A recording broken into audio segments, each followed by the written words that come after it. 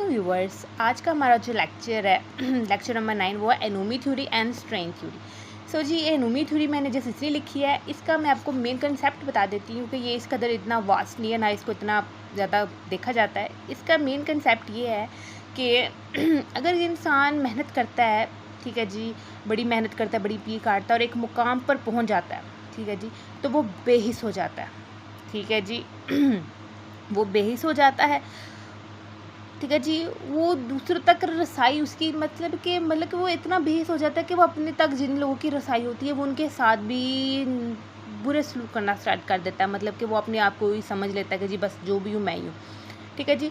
तो उस वजह से जो उस तक पहुँच के उसकी जो मेहनत होती है, उसका जो गुस्सा होता है, उसकी जो हिम्मत होती है, जो उसने मेहनत की होती है, बेसिकली उसकी मेहनत होती है, वो गुस्से में बदल जाती है कि अब तो मैंने मुकाम हासिल कर लिया, जो इतनी मुझे मेहनत करनी पड़ी, जो मुझे इतना ज़लील होना पड़ा, ठीक है जी।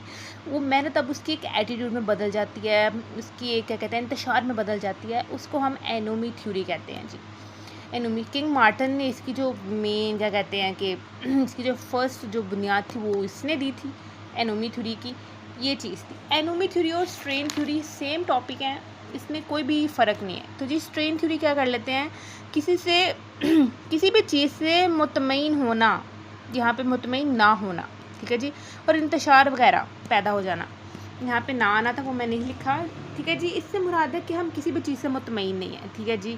हमें अपने मकसद पूरे करने हैं, अगर हमें गाड़ी चाहिए, बंगला चाहिए, कुछ चाहिए, हम वो पूरा नहीं कर पा रहे हैं, तो जी हमारे अंदर गुस्सा आ रहा है, इंतशार आ रहा है, ठीक है जी। हम थक गए हैं कि यार ये क्या स्यापा पड़ गया हमें, ठीक है जी।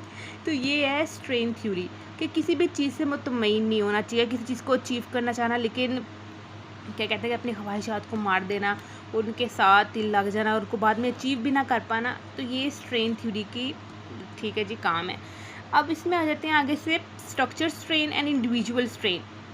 स्ट्रक्चर स्ट्रेन में अमीर गरीब वगैरह आ जाते हैं, मतलब कि हमने माशरे में एक स्ट्रक्चर कायम कर दिया कि जी ये अमीर ग्रुप है, ये गरीब ग्रुप है, तो जी जिस में हम ए लेवल ओ लेवल, ठीक है जी, हम ये लेवल्स हमने मुकर्रर कर दिए हैं। जैसे हमने स्कूल्स में A section, B section, C section, जिनके मैं बहुत ज़्यादा ख़िलाफ़ हूँ, ठीक है जी, ये कर दिए हैं कि मतलब कि बच्चों के अंदर रोल मॉडल सेट कर दे कि जी आप नालायक हैं, आप सी मॉडल में, ये बहुत ज़्यादा लाइक है, ये ए सेक्शन में। ये बच्चों के अंदर ये चीज़ नहीं आनी चाहिए, ये चीज़ बहुत गलत है, ठीक है जी। इंडिविजुअल स्ट्रेन की तरफ आ जाते हैं हम। कुछ ऐसे हालात वाक़यात जो इंसान नहीं भूल पाता। इंडिविजुअल स्ट्रेन मतलब कि जैसे कि कुछ ऐसे हालात, हम सबकी ज़िंदगी में कुछ ऐसे हालात होते हैं जो इंसान वाकई में नहीं भूल पाता, कहता है कि वाकई में मेरी बहुत बड़ी गलती हो गई है, मुझे नहीं भूलना चाहिए था।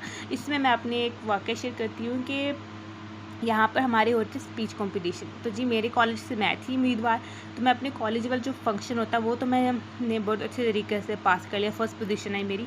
लेकिन जब हमने जाना था आगे जी सूबाई सतह पर जाना था और वहाँ पर जाके जब करना था, तो वहाँ पर मेरे से ये हुआ कि सब कुछ याद था, बस एक डर था, टांगें काँप रही थी, हाथ काँप रहे थे, वो नहीं कहता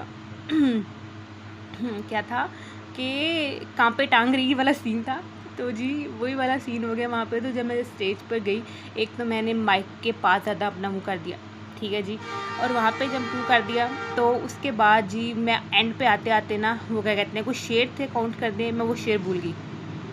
ओ तो फिर जो मेरी बेइज्जती का लेवल मुझे वहाँ महसूस हुआ है तो आप पूछे ही मत, मतलब कि शेर भूल के ऊपर से पापा भी मेरे साथ थे, तो मुझे इतनी इंसल्ट फील हुई कि ओ शिट यार ये मैंने क्या किया है, ठीक है जी। तो ये इंडिविजुअल स्ट्रेन सेम वही थिंक है कि आप किसी भी ऐसे वाक़या को ना भूल सके और वो आपने बाद में गुस्से का बायस बन जाए। इस वक्त कभी कभी मैं खुद भी गुस्सा निकालती कि तुम इतनी डफर क्यों, तुम कैसे भूल गई, ठीक है जी। जो चीज़ फिंगर टिप्स पे आती थी वो चीज़ भूल गई। तो जी आगे आ जाते हैं जी culture define goals.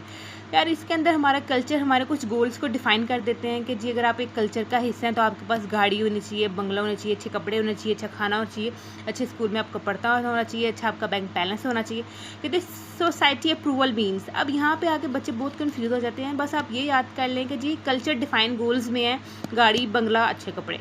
Society approval means के अंदर आ जाता है कि हमने वो चीज़ कैसे हासिल करनी है, मतलब कि हमने वो चीज़ अच्छे तरीके से हासिल करनी है, बुरे तरीके से हासिल करनी है। मतलब कि अगर मैंने स्टडी मुकम्मल किया, अब मुझे आगे गाड़ी चाहिए, तो जी आगे मैं जॉब करूँगी, उसमें 1 साल 2 साल 3 साल लगाऊँगी, पैसे जमा करूँगी, एक गाड़ी ले लूँगी, ठीक है जी, ये मेरी मेहनत होगी। लेकिन अब मैंने मेहनत भी किया है और मुझे कोई जॉब भी नहीं मिली और मैंने गाड़ी भी लेनी है, तो इसका सिंपल हल मैं क्या सोचूँगी, मैं कहूँगी चोरी कर लो। चोरी कर लिया, नंबर प्लेट बदल दी, चलो जी गाड़ी मेरी। या फिर उस गाड़ी को चोरी करके बेच दिया और उस पैसे से नई गाड़ी खरीद ली। तो जी ये चीज़ें हैं जो स्ट्रेन थ्योरी हमें करती है। मतलब स्ट्रेन थ्योरी असल में बेसिकली माशरे का एक ऐसा रुकन है कि जो इंसान के अंदरूनी रवैये की पहचान कराता है, ठीक है जी, ये बात है।